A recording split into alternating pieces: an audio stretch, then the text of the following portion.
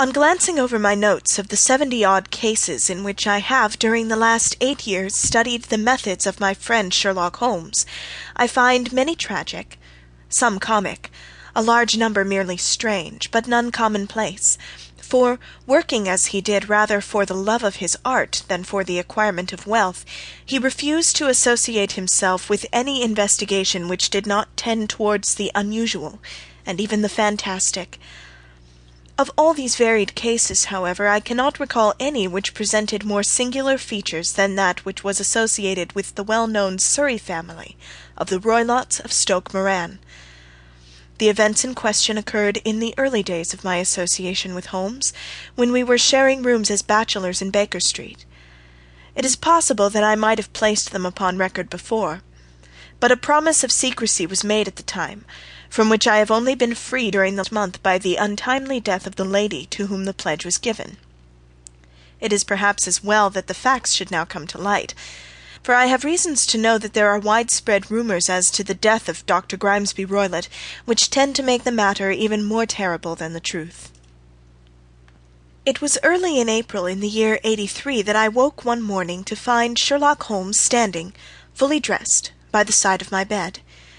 He was a late riser as a rule, and as the clock on the mantelpiece showed me that it was only 7:15, I blinked up at him in some surprise, and perhaps just a little resentment, for I was myself regular in my habits.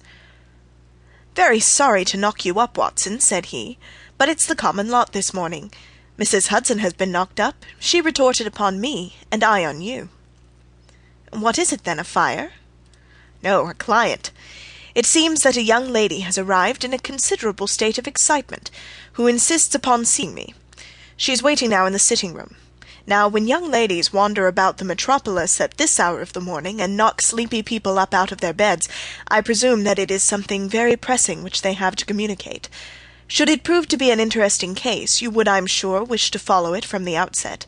I thought, at any rate, that I should call you and give you the chance." "My dear fellow, I would not miss it for anything." I had no keener pleasure than in following Holmes in his professional investigations, and in admiring the rapid deductions, as swift as intuition, and yet always founded on a logical basis, with which he unravelled the problems which were submitted to him. I rapidly threw on my clothes, and was ready in a few minutes to accompany my friend down to the sitting-room. A lady dressed in black and heavily veiled, who had been sitting in the window, rose as we entered. "Good morning, madam," said Holmes cheerily.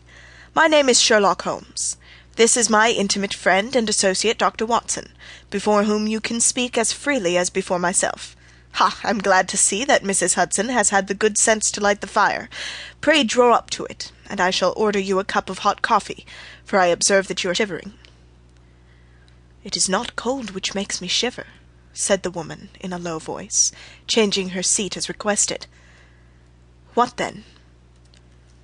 "It is fear, Mr. Holmes. It is terror." She raised her veil as she spoke, and we could see that she was indeed in a pitiable state of agitation, her face all drawn and grey, with restless frightened eyes, like those of some hunted animal. Her features and figure were those of a woman of 30, but her hair was shot with premature grey, and her expression was weary and haggard. Sherlock Holmes ran her over with one of his quick, all-comprehensive glances. "You must not fear," said he soothingly, bending forward and patting her forearm. "We shall soon set matters right, I have no doubt.